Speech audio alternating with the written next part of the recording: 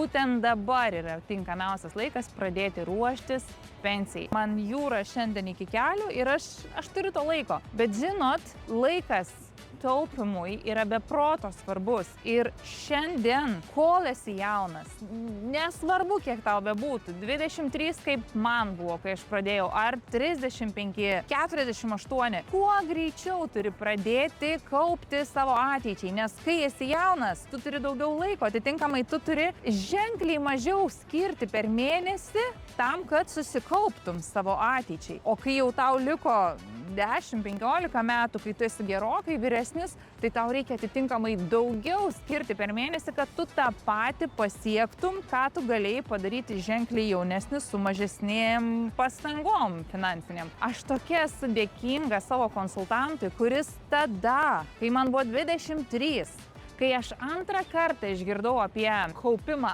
ateičiai, pirmą kartą man buvo 19, kai apie tai papasakojau ir aš nepatikėjau.